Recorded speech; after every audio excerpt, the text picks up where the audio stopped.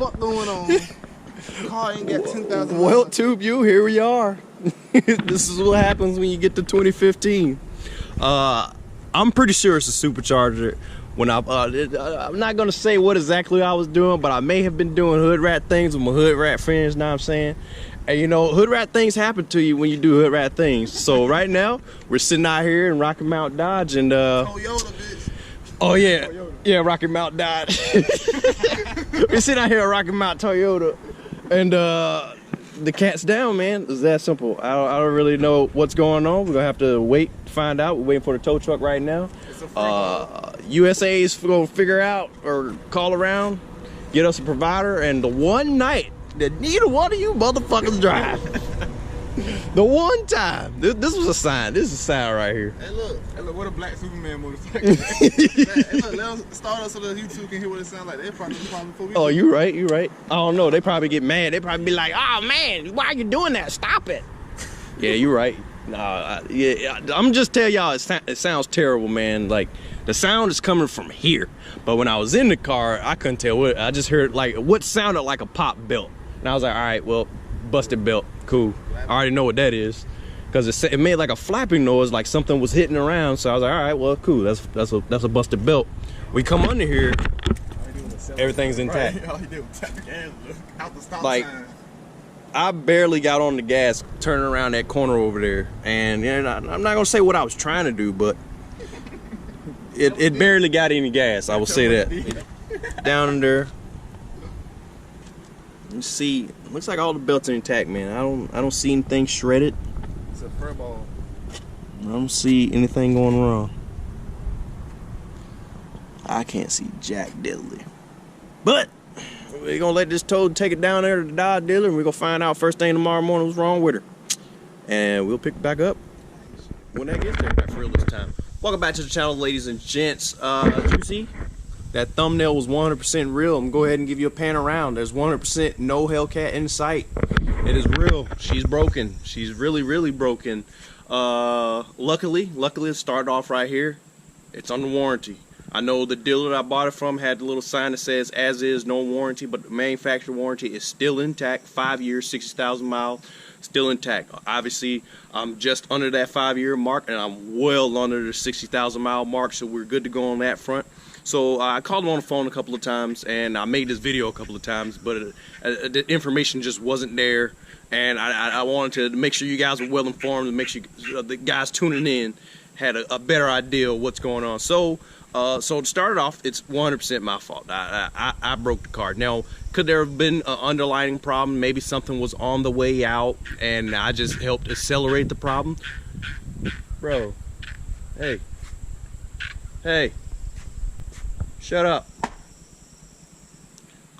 Did I help accelerate the problem? Then probably yes. I'm just going ahead and take the blame for it. But I romped on it. I got on the car. I did not drive it easy. If it was going to break, it was going to break now.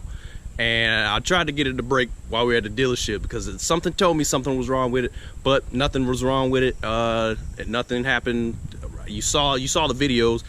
It just burnouts just fine, it accelerates just fine, it races people and beats people just fine. So I had no problems with, Jesus Christ, let me move a little way. What ended up happening was I was going to take a U-turn, and I did hit the traction control off because I wanted to slide out just a little bit. I wasn't trying to do a burnout, wasn't trying to do donuts or anything stupid like that. I just wanted to slide and take off, that's it. So I turned the traction control off, and I thought that would have been enough. And yes, I do know if you just hit the button, it doesn't fully disable it. I didn't want to fully disable it. I wanted just a little slide and just accelerate away, and that did not happen. I slid, and it stopped accelerating very, very quickly. I heard a loud pop and then some flapping noises. And initially, first thing I'm thinking, oh, that's the belt. There it goes. It's almost been 5 years. Sure enough, the belt hasn't held up that long, but I was wrong. I popped the hood. You guys saw in the clip. No broken belt in sight. So had it towed to the nearest Dodge dealer. They've been looking at it for about a week now. They told me I would be able to get it yesterday, which was Tuesday. They told me I'd be able to pick it up Tuesday. Called them Tuesday. They said they found a lot more problems. They stuck a little old camera up in there. So I figured it'd be better to actually just go in there, talk to them, let them know my case. Hey, I'm trying to get my ass back to North Dakota within a certain time, so if this could like somehow be expedited, that would be awesome. If not, oh well, make sure the car is fixed, take you guys' time, whatever, but if you can get it done, then that would be a great help to me. And they said they will definitely do what they can. They're going to give some female, some chick, I don't know who they said they're going to give her a call. She's like the regional person over this area who controls all of that stuff, and she's going to speak with the higher ups above her to see if we can get this whole little thing expedited, because they know that I'm on a time crunch here, and they're going to try to get it expedited, try to get it because everything's, like I said, it's under warranty. Getting the parts, I talked to the serviceman, the lead serviceman.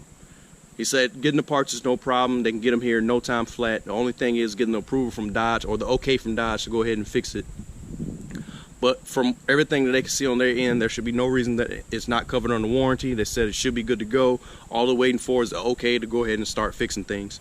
And I talked to the lead, I guess tech that was working on it, and he was saying how the initial problem was thought to be a, what's that thing called, man? Crank sensor, which is like $30–40 a piece, no bigger than this right here. And the way he explained it to me was there's pieces that line up with the crank sensor to let you know what position that the crank is in, and basically some of those pieces that line up with the crank sensor have been chipped or broken off, and with that caused a whole line of just catastrophic failure. Well, I wouldn't say catastrophic, but it's a lot more extensive than what was originally thought to just be a crank sensor itself. So they replaced the crank sensor and started the car. It still just continued dying. They broke it all apart, stuck a camera up in there, saw a couple little broken bits and pieces, and basically it just comes down to a lot more extensive than what they originally thought. And yeah, so no clue. I don't know. I got no definite answer of when I should be getting the car. I'm going to stay in touch with the lead serviceman at the Dodge dealer. I'm going to stay on them. I understand they do get busy, but I'm just going to call to get some type of answer. Not trying to bug them every day, because that could annoy people real quick. So that puts a hold on a lot of my plans, man. So the original plan was to leave the car bone stock. I was gonna leave it bone stock. I was gonna take a different route this time, because I get so many complaints about your car's not stock, yada yada yada. You had this and that done. It's not fair, yada yada yada. And after a while, it just gets annoying. It's like, dude, so you telling me all these other people who race cars, no one ever complains about them not being stock, but then the minute a little scat pack starts beating cars that it's not supposed to, oh, it's not fair, yada yada yada. Like, whoa, are you serious? Like, I'm beating higher horsepower cars who should win, but it's not fair because they're still stock, but they're higher horsepower cars. All right, man, whatever. So I was just gonna leave the car bone stock, man. So that way you can't complain when your asses get smacked stupid. When your favorite car gets fucking left in the dust, you couldn't complain. But now, none of that's happening. You know what I'm saying? I can take you out on a foot race. You know what I'm saying? I drag y'all ass on a foot race. That's about all I can do anyway. But yeah, that was the original plan, and on a last minute decision, might as well just tell you guys now that plan changed. Had an appointment scheduled for today. Actually, I was going to take the car, drop it off at National Speed, let them bless it with a couple of little go fast goodies, and we were going to come knock a couple of heads off who thought they can keep up with me.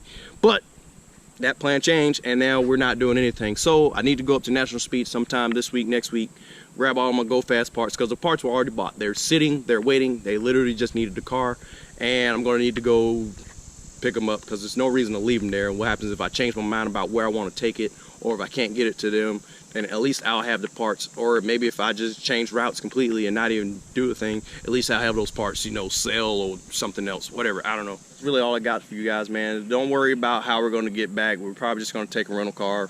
It's that simple. Just rent a car, drive our little happy selves back, and if it fixes sometime soon, then we'll just come back, pick it up. It's that simple. Just fly back.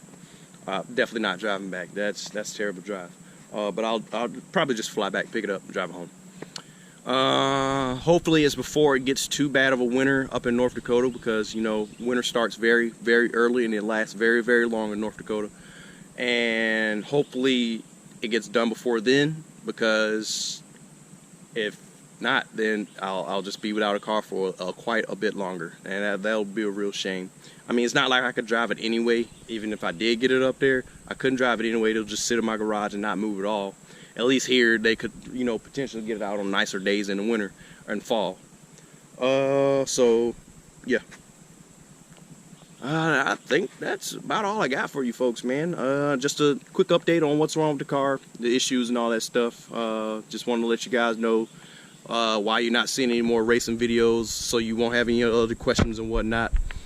And yeah, just a heads up. That's what we've run into.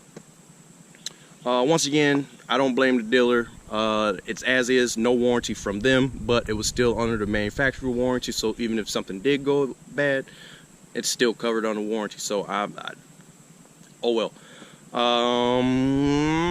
That's all I got for you. This is the first time stop by. Make sure you hit that like button. Make sure you subscribe button. Make sure you hit that bell icon so you guys get a notification when these videos goes up. Swing over to the Instagram channel, Load376 Slow, all one word.